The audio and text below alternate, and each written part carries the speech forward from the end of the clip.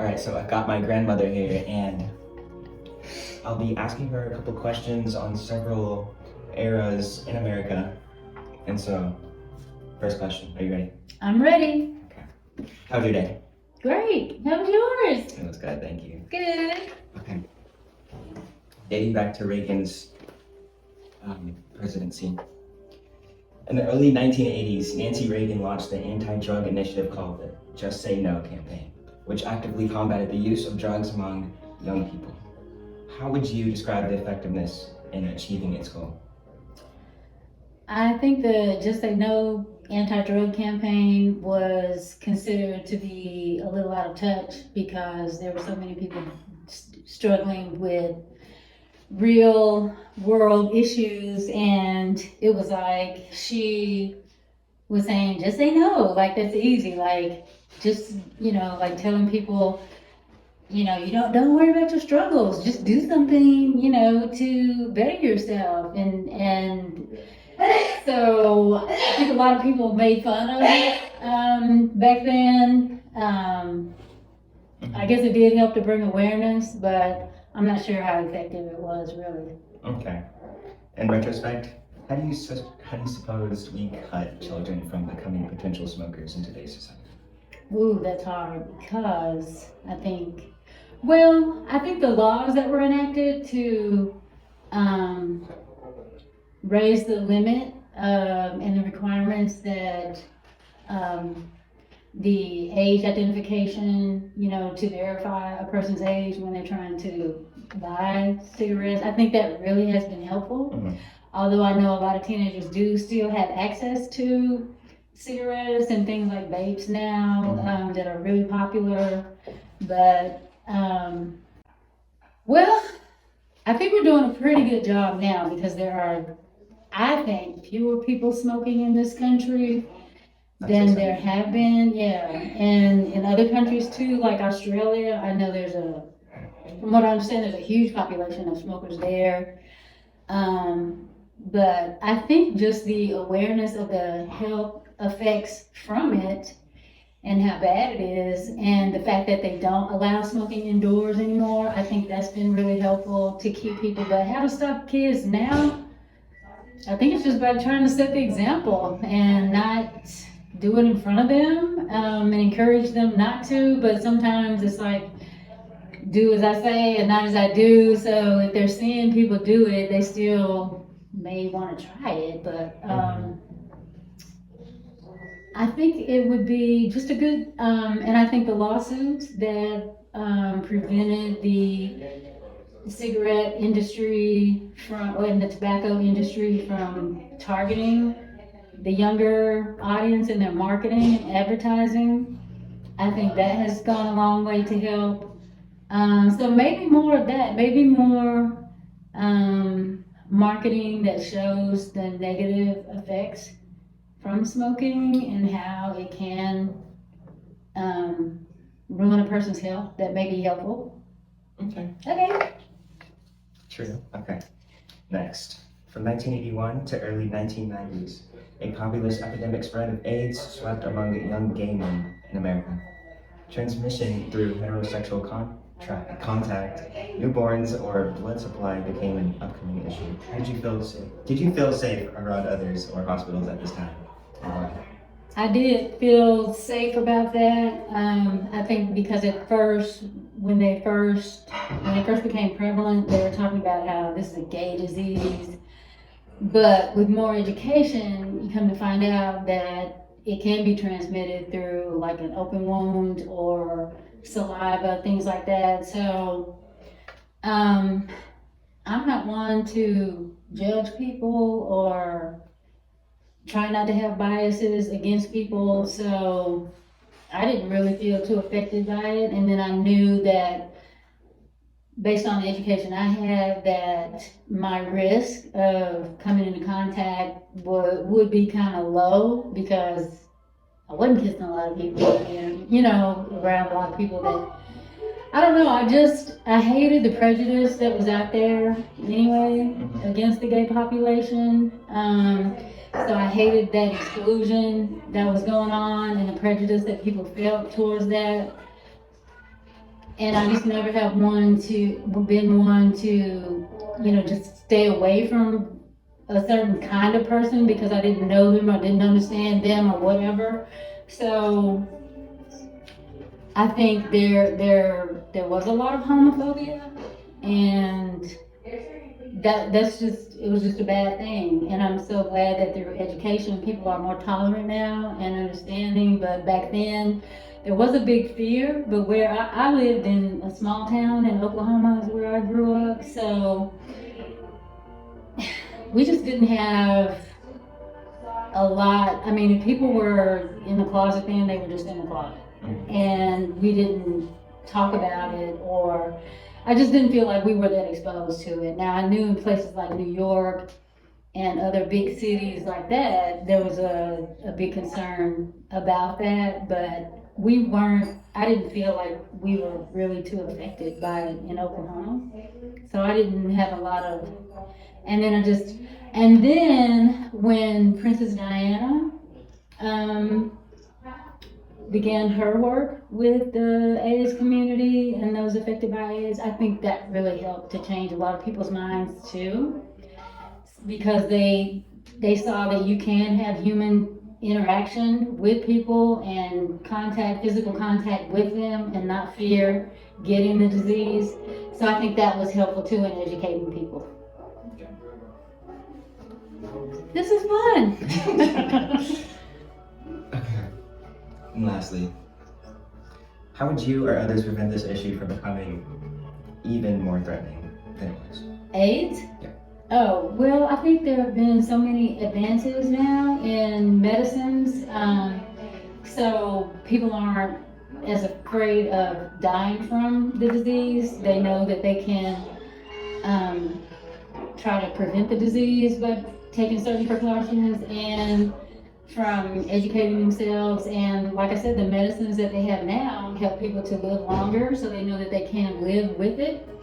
So I think the marketing around that helps to understand that, but just through education, I think does a lot to help. Okay. Okay. All right. Okay, next we got George H.W. Bush. All right. That's the dad? Okay. Okay. On November 9th, 1989, after 30 years of bearing the Soviet Iron Curtain, the East German Communist Party allowed for the unification of Western and Eastern Germany with the destruction of the Berlin Wall. How did you and/or your family react to this announcement? I think as with most people in the world, we were happy about that. I mean, we grew up in this democracy and we felt like everyone should adopt that philosophy of government. So a lot of people were very happy about that and were against the communist society. So I think most people here, and from what I understood, they agreed with it, and we were really happy about it because the people could interact and cross the borders freely and get to know each other and live the way they wanted to live. So I think it was a good thing. I think so too. Okay. What were your thoughts on the Cold War at that time, after the drop the Iron Curtain? At that time, I was a young adult. I am not that old, so so it didn't.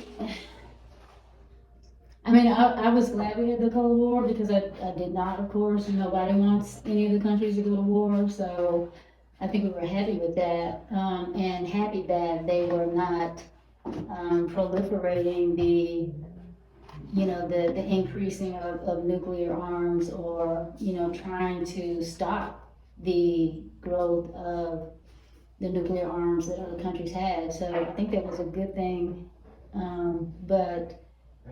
So I think everybody was happy about the Cold War period, because nobody wants war. Mm-hmm. And I just don't understand why today that we're still tolerating Russia's advances on Ukraine in that war. I don't understand that, and I don't know why it continues to happen, but I understand it's probably about money anyway, but it's just wrong. In my opinion, it's wrong. So. Okay. Okay. Right, next. On July 26, 1990, the Americans with Disabilities Act, ADA, was signed and passed into law by President George H.W. Bush, which stated that discrimination based on disability was prohibited. At this time, what significance did this have on you at all, if any? It didn't really have too much impact on me personally, but I think it was a great thing to do, a great law to pass, because just because someone does have a disability doesn't mean that they can't perform at the same level as someone who is so-called abled. So if they have a physical disability, they should be allowed the same rights and protections as anyone else. So I think it was a great thing for them to enact that and to start forcing companies and organizations to like build the wheelchair ramps, so that everyone can have access to the same opportunities and treatment as everyone else. And how do you feel about those people who had disabilities at this time? How do you think they felt? I think they probably felt disenfranchised and discriminated against because they did not have equal access to anything like other people did, and people treated them differently and felt like they weren't able to do simply because they had some kind of disability. So I hate to see anybody mistreated. So anything to help that and help us all to be inclusive and do better as a society, I'm all for it. Okay. All right, next topic. From early August of 1990 to late February of 1991, high tensions in warfare in the Persian Gulf War occurred as the Iraq leader Saddam Hussein conflicted against Kuwait's oil fields and imposed an invasion. How did you first come aware of the Persian War, and what were your initial thoughts and reactions? I became aware of it through the news when the news broke about that, and I just felt like we're so dependent on their oil, and I didn't understand Saddam Hussein's attack on them and thought it was wrong and not right. So being the superpower that we are, I felt like we did need to be involved in the conflict because it was going to affect a lot of countries, and it would affect us because we are dependent on the oil. Right. Based on Saddam Hussein's decision to invade Kuwait, how did this affect your view on the Middle East region? Well, I always feel like it is a bad decision for one country to invade another. So I think everyone was opposed to Saddam Hussein's invasion of Kuwait when it happened, especially because we are so dependent on the oil from that region. So it destabilized the region. And I hated that our troops had to put themselves in harm's way to be involved in that conflict. But I feel like it was necessary because it would have been a threat to all of us. The bottom line of which was probably the economy because of the oil and the oil prices. It would have raised and made it very difficult for people here to get the oil that they needed. So I think it destabilized that region when Saddam Hussein did invade Kuwait, and that's why we had to get involved in that conflict. Okay, next subject. In 1992, the presidential elections in the United States arrived as the race between Republican George H.W. Bush, Democratic Bill Clinton, and Reform Party Ross Perot began. As results were being officially delivered, the winner, Bill Clinton, became the 42nd president of the United States. What were your thoughts on Bill Clinton's win during the 1992 elections? I think Bill Clinton's win was very exciting for America because he was the first candidate of my time who was like a very popular person who seemed relatable to everyone.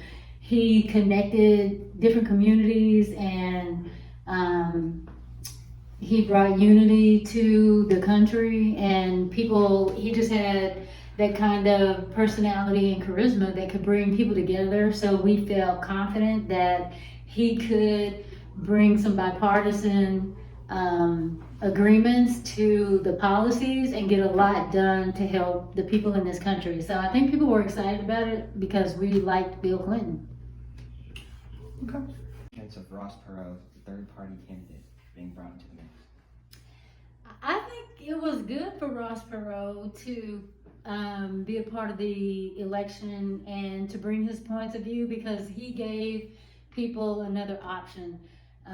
For so long, it was just, either the Republican or the Democrat, and it's pretty much still that way today. But he was one of the first ones to ever really gain a lot of momentum as an independent candidate, and he raised a lot of issues that forced the Republicans and the Democrats to talk about economic issues that were prevalent during that time. So I think it was good. I think it's always good to get other perspectives on issues, and so he was successful at doing that. Okay. And why do you think George H.W. Bush might have lost that election?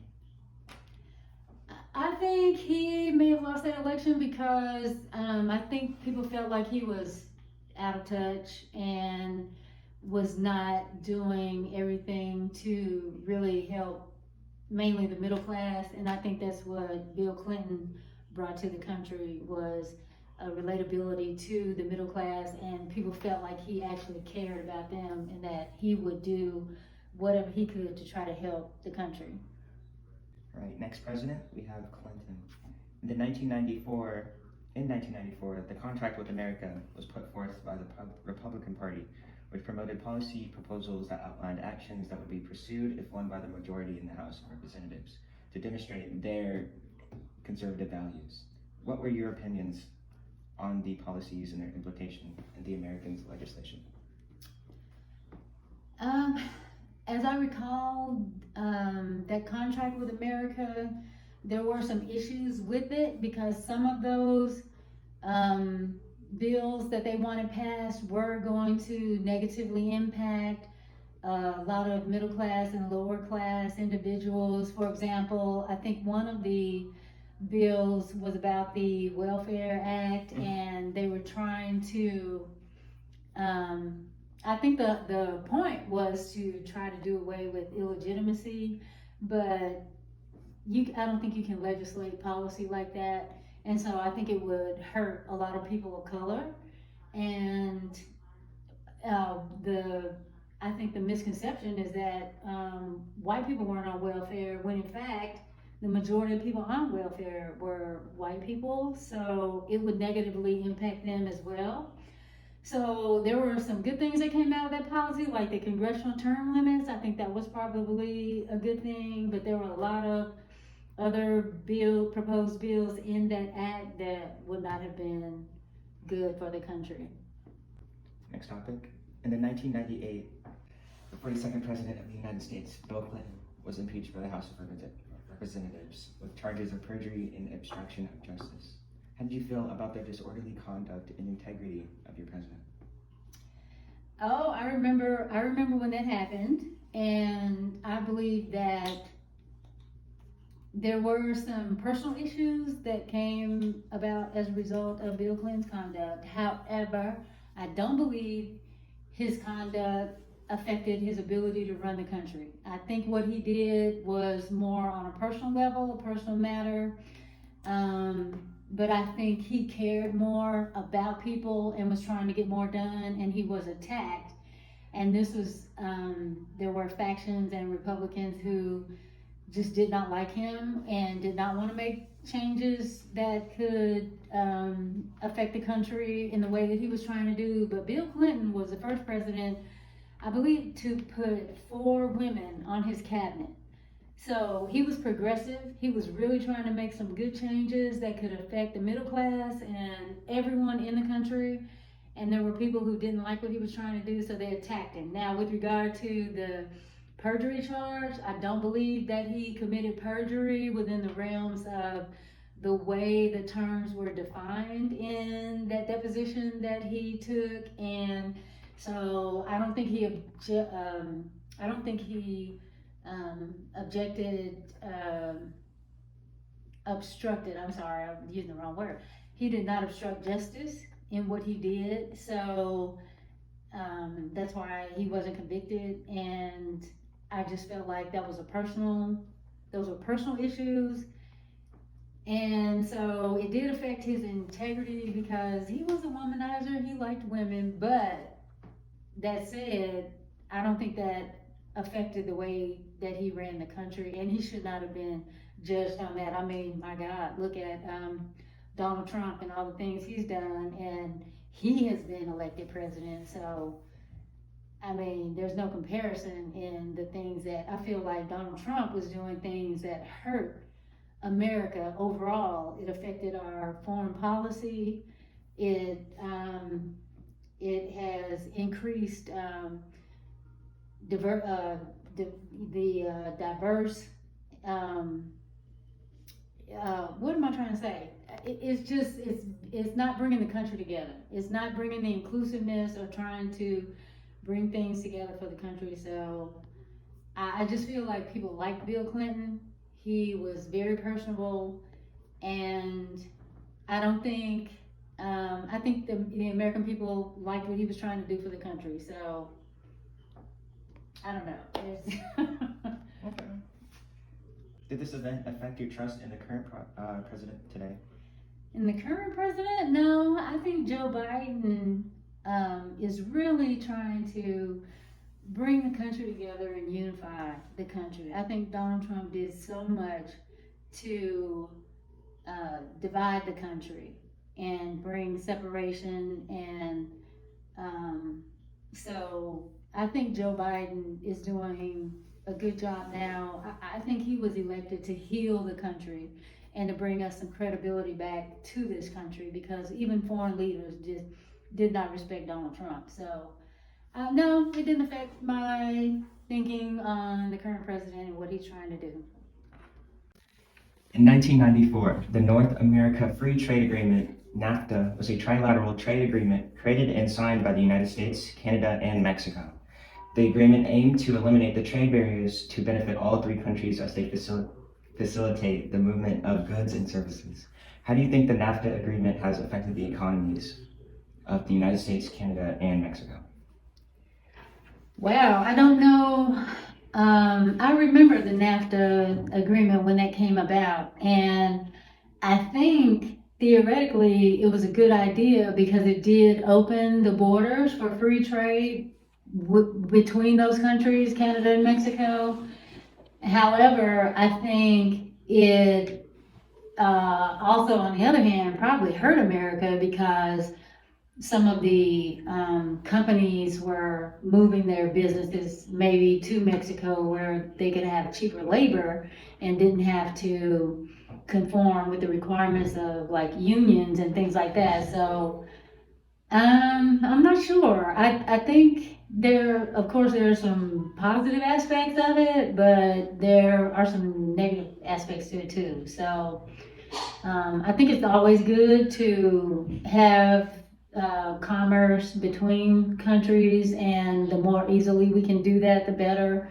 If there's equal opportunities going both ways, I mean, if Americans are able to ship their products and make money and still keep the jobs here, then that's good. But if we're losing jobs and losing, it's affecting our commerce negatively, then it's not good. I can't remember where we are on that right now, but those are my thoughts on it. Okay. And how do you think prices today would have been affected without NAFTA? Okay, that's just what I was alluding to, saying that we may have lost jobs because of that, because they may have cheaper labor that's coming from a country like Mexico.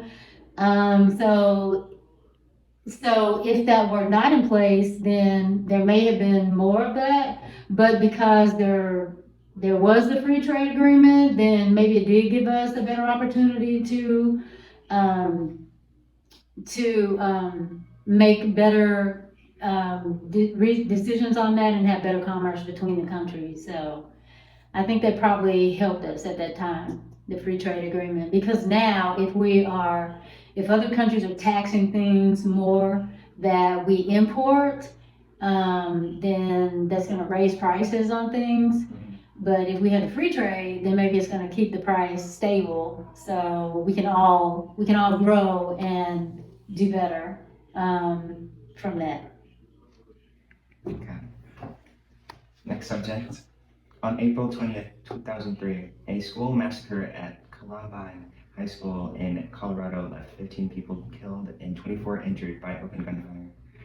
How have recent school shootings today affected your views on gun control and even the Second Amendment? Okay, I feel very strongly about this. I think we do need more laws with regard to gun control, especially assault rifles. I don't think regular people walking around who are not in the military should not have access to assault rifles. We need to raise the minimum age of people who have access to guns, and there should be background checks and mental health. If there's a mental health issue, that should be noted as well. Um, with regard to the Second Amendment, I believe in the Second Amendment. People should have access to guns. Nobody is trying to take away their right to own a gun, but there do need to be some changes. Just because you have the ability to have something doesn't mean that everybody should have it. So there needs to be some changes, and I'm sick of these politicians who are unaffected by all these deaths and murders that are going on, and they aren't taking any action. So something needs to be done, and if we as a people do not remove these people from office who don't care, who don't want to, we need to be involved in our state elections and the federal elections, and we need to make our voice known. I think the majority of people in America do want some kind of gun reform, and it's because of lobbyists and NRA that the federal government is not able to act on that. So something needs to be done. I think enough is enough. There have been too many children and people killed because of these mass murders and gun violence. And it's like, when is enough?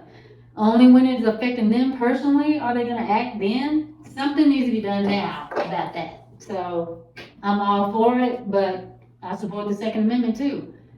And I think that's what people get confused. I think that's what some of the right wing NRA, stomper, they're trying to put fear in people to believe that the government's trying to take away their guns. Nobody's trying to take away their right to own their guns. But there are certain kinds of guns they should not have if they are not in the military and it's not for use in a military action. Okay, that's how I feel about that. See? And as you said before, do you think mental health issues and school shootings have relevance to each other? If so, how should we address this connection? I think there is a connection, and if we do the background checks, we need to do any checks to see if there have been some mental issues. If so, then, or if there are some severe mental issues that I think a psychiatrist or therapist becomes aware of, where the person may be dangerous, but I don't know how far, we would take that. But I think an investigation would need to be done to see if that person does own guns, and maybe, there should be some kind of policy to have those detained or, just removed from the home. But yeah, I think it's interrelated, because we have learned that some of the people who did commit these mass shootings did have some mental issues. So yeah, it's definitely related, and there should be some background checks done on that. No one should just be able to just go buy certain kinds of firearms and get it the same day. Mhm. So there needs to be some kind of gun reform done, and mental health should be a part of it. I think so too. Alright, next subject. The internet is a global network of computers and other devices that enable people to communicate and share information across the world. What were some technology advancements you saw as the creation of the internet integrated into modern society today? Oh, wow. Did you get all that? Yes, I did. I grew up during a time when we did not have the internet, so we had to rely on the information available in books and whenever the news people would report it. I think now having the internet has given us instant access to information, and it's wonderful. We can get real-time updates on events that are happening around the world, and we can it's just led to so much more convenience and information. We have knowledge at our fingertips now. Whereas before, we had to either wait or wait for a new book to come out, or the information was distributed or known only, once a news station reported it, and they weren't getting it in real time either. So now we have all this access to other information, and we can communicate with other people around the world at any time. So I think it's fantastic. There have been a lot of changes. Okay, next president, George W. Bush. On November 7th, 2000, the election of the United States presidency between Al Gore and George W. Bush began as they fought for their differences in reforms, policies, and Social Security. After the elections of the 2000s, Republican George W. Bush officially became the 43rd president of the United States. How did you feel about Bush's win when controversies about Florida disputed vote counts sprung up? I really don't believe that George W. Bush won that election. I think there were some mistakes made with the voting procedure, so I didn't like it. I think Al Gore was the winner officially, but yeah. What significance did you believe Bush's presidency on the other half of the next president, George W. Bush. On November 7th, 2000, the elections for the United States presidency between Al Gore and George W. Bush began as they fought for their differences in reforms, policies, and Social Security. After the elections of the 2000s, Republican George W. Bush officially became the 43rd president of the United States. How did you feel about Bush's win when controversies about Florida's disputed vote count sprung up? Actually, I did not think George W. Bush actually won the election, and I thought there were some real issues with the votes and the disenfranchisement of voters and the way the votes were counted. I remember it was the issue with the what are those things called that were on the voting ballots? There was an issue with that, and so I really don't think he won the election. What significance did you believe Bush's presidency had on the other half of the Democratic majority? I think his policies were not good at the time, and so I think it had a negative kind of impact and brought back more of a more conservative view and a view that was geared more towards favoring businesses than trying to help the America as a whole. Next subject.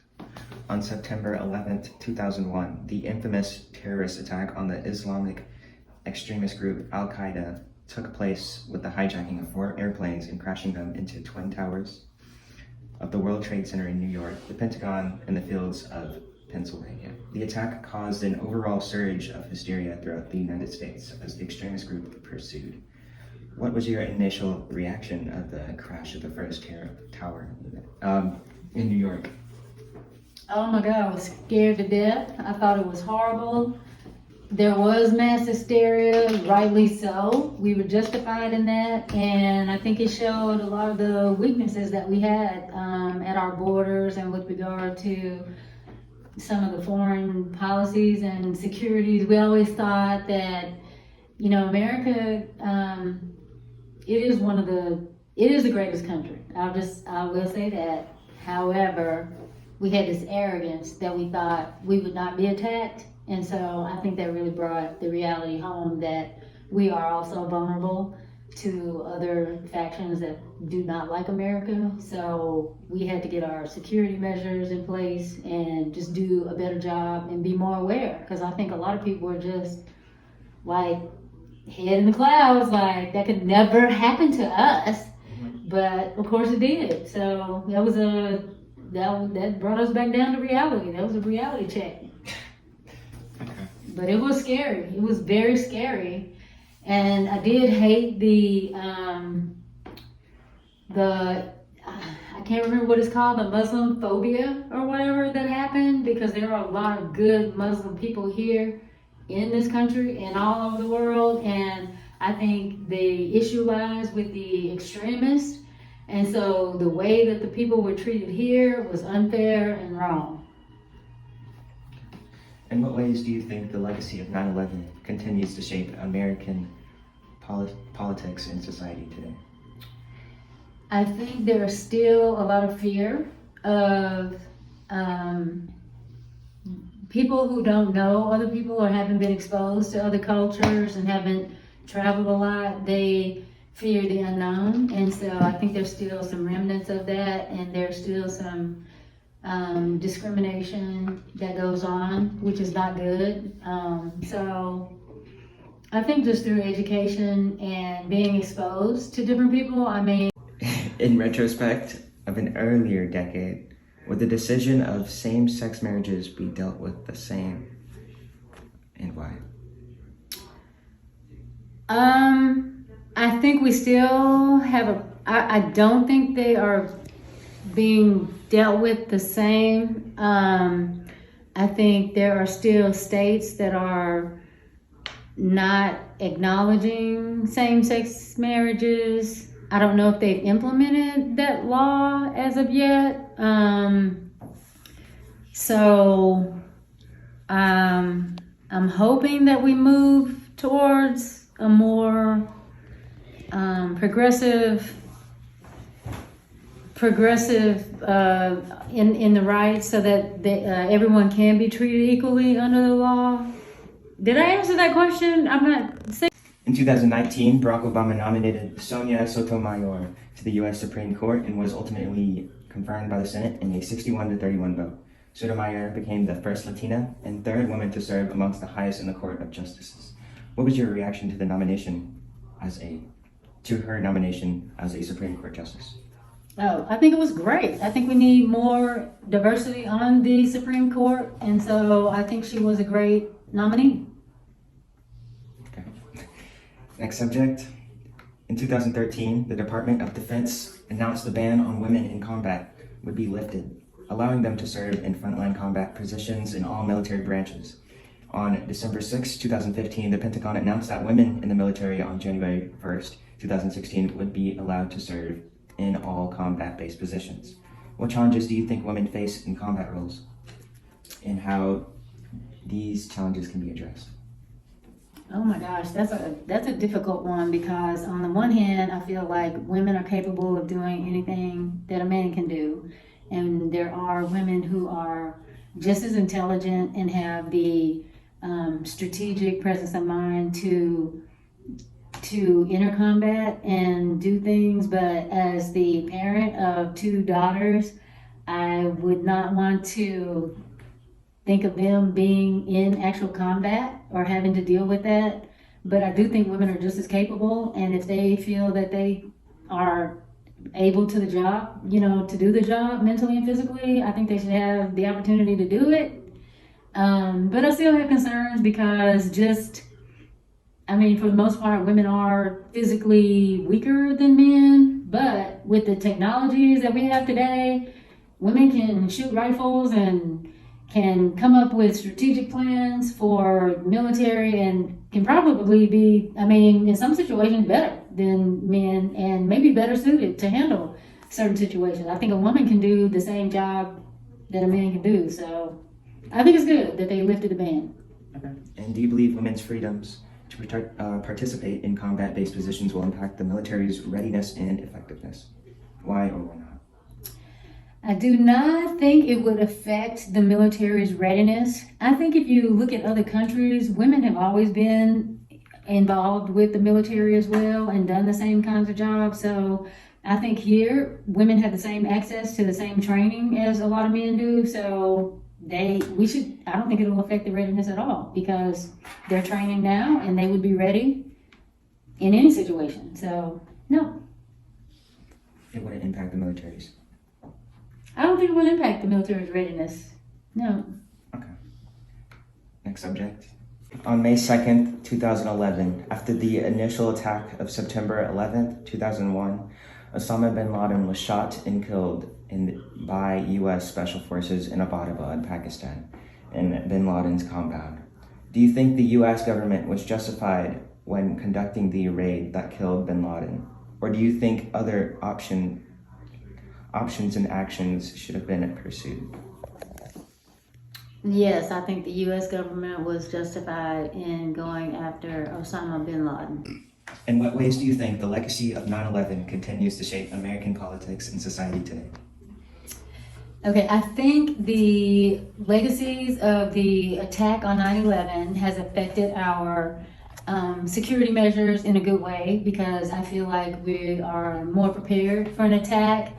And it was a reality check that this could happen to us. So I feel like laws are still being enacted for security. For example, setting up the TSA organization to screen passengers and things like that.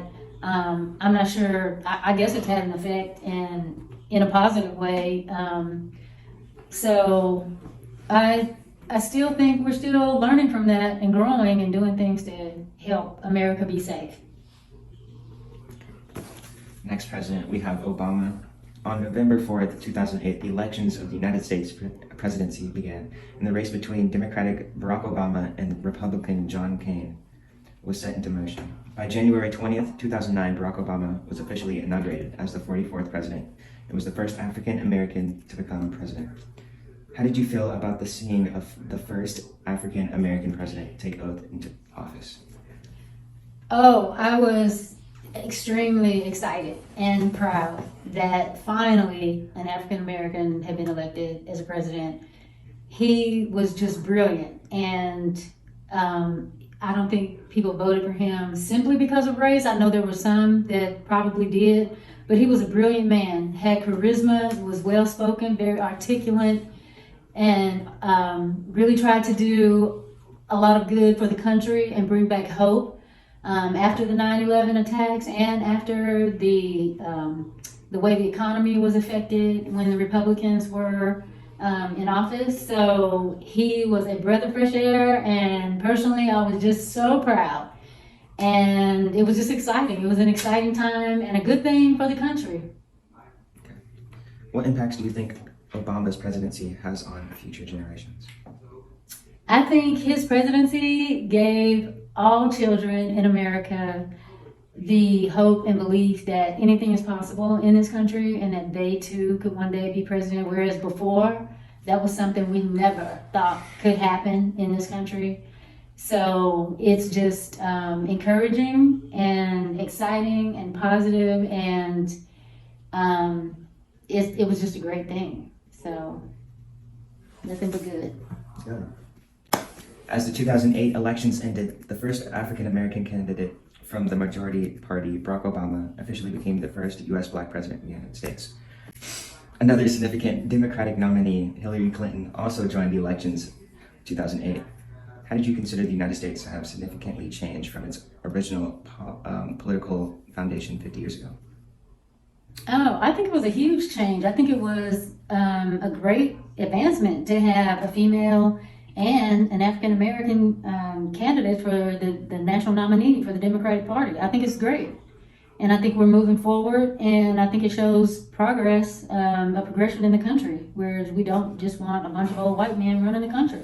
We need different perspectives and different ideas, and so I think we need some diversity and inclusion in all of politics. So I think it was great.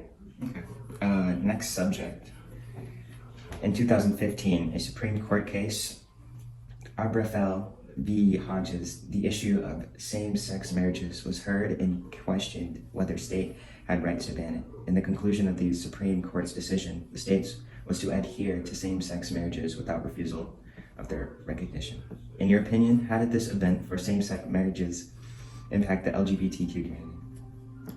I think it was a positive thing because people of the same sex could now legally be married and could have the same rights as a union between a traditional marriage of a man and a woman. It's more than just about the union of the couple, but it's about like life insurance policies and who can make medical decisions for the spouse and what happens to the property or what, you know, legitimately the other person can have. So I think I know it's, you know, a person's own religious beliefs. They're entitled to whatever they want to believe, but under the law, we should all be treated equally. And I think it was a great step forward for the U.S. How do you think the U.S. government's handling of bin Laden's death has affected its relationship with other countries, particularly in the Middle East?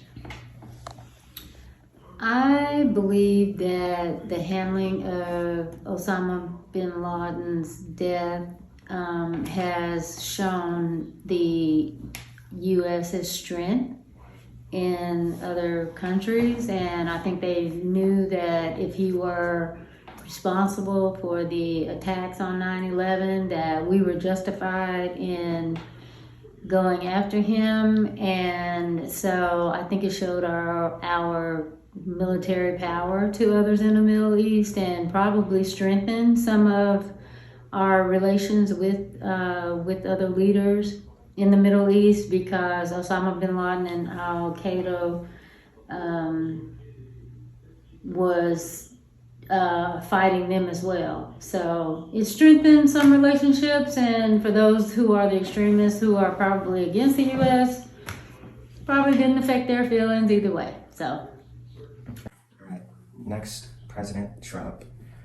Throughout the following years, in the 1973 Roe v. Wade U.S. Supreme Court case, that it is the woman's right to choose to have an abortion, various ongoing debates have been made to restrict those freedoms from being pursued. How do you feel about the possibility of Roe v. Wade being overturned, and what impacts do you think it would have on women's rights in healthcare in the United States? I think with that case being overturned, it would be a bad thing for this country. I think women should have the right to determine whether they want to get an abortion, and that they should be able to get an abortion legally and safely. I don't think women are going to stop having abortions or getting abortions, so they should be able to have safe access to it. And I think it's a bad decision. It was overturned. And the states are now coming up with these, they're passing laws that are prohibiting abortion, and I think it's having a terrible impact on the women who are affected by that, of childbearing years, because they cannot safely get an abortion. I don't think a man should have a right to tell a woman what she should do with her body. How do you think the current cultural climate of the U.S. has influenced the debate over abortion rights and potential overturn?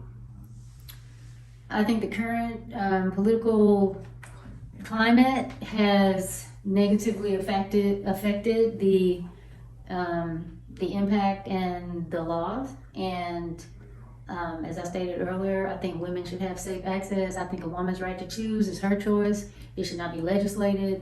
And that is between a woman and her God or whoever she believes in, or whatever her belief system is, and that it should not be legislated as to whether she can have access to an abortion. Next subject.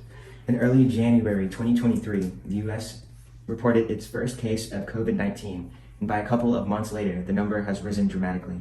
The U.S. government acknowledged the increasing pandemic of COVID and responded with various measures, including the CARES Act to stimulate the falling economy, safety requirements that including masks, and vaccine mandates. How do you feel about the constrictions and requirements to keep your job? Oh, to keep my job. I don't have a problem with it. I think if we look at science and medicine the way it should be, that people should do whatever they can do to keep themselves and others safe from the virus. So I do not have a problem with the company requiring people to be vaccinated, especially those in the healthcare field, because they are exposing themselves to the virus and exposing their others and family members and their communities at large. So I'm not against it. Okay. And how has the pandemic affected your mental health and well-being? Ooh, the pandemic took a toll on me mentally when we were isolated and I was away from people. I think it affected a lot of people's mental health, and there was a lot of depression, and it was hard. Prior to that, it was hard, and I think it affected a lot of people in the country. It was, difficult. I'll just leave it at that. That's understandable. In Biden's presidency, on January 2021, Inauguration Day, the 49th Vice President Kamala Harris of the United States was elected alongside President Biden. As Harris was elected Vice President, the election was the first in U.S. history to have elected an African American woman into presidency. How do you feel about the representation she represents to the future generations before her? Oh my gosh, I was so excited for Kamala Harris to be elected the vice president. Like I said with Barack Obama, it is game changing and so significant for this country and so impactful to the youth in this country, because now they have the ability to know that they can achieve, that anything is possible and that they can do whatever they set their minds to. So I think it's great. I was happy about it. Although I don't think she has been allowed to do too much to have a great impact. The fact that she was elected is significant. What are your views and expectations on the upcoming presidential elections in the United States? Oh my gosh. I've actually, my views are that I'm really sick of the politics and the politicians. I think there's so much bipartisanship in this country that not a lot of things are being done that can help the country overall. I don't think there's any way that Trump should be able to even run for an election as a president or even a PTA president, with the things that he has done and the crimes that he has allegedly been charged with and indicted for, and just the way he is as a leader. I'm disappointed that Congress has not been able to use the 14th Amendment against him to prohibit him from running for president, or that the January 6th committee hasn't done anything to indict him or find him guilty of high crimes. He has been impeached. Nothing came of that. So it's the politics in the country right now are ridiculous. And I just hope that people will, I don't know, I think Trump was very divisive, and his followers and the Republicans now don't seem to be able to do anything to go against him. He was not a good leader in any way, and so I just hope that we can get it together and build something positive from the mess that was created by him and the divisiveness. So we need someone to bring the country together, and who's strong on foreign policy and who cares about the American people. So I hope we can do something and go forward. Next subject. On June 30th, 2022, the first Supreme Justice African American woman. Let me see the name. On June 30th, 2022, Ketanji Brown Jackson, the first Supreme Court Justice African woman, was sworn into Supreme Court a year later after Joe Biden's nomination. What was your reaction to Ketanji's seat in the Supreme Court? I'm so excited. Being a jurist myself, an attorney, woman of color, I was just so excited and just so happy for this nomination, and that she is now on the Supreme Court. She is well qualified for the position, and it is encouraging and history making and just absolutely fantastic. So I'm really excited about it. Yay! That's it. Yay!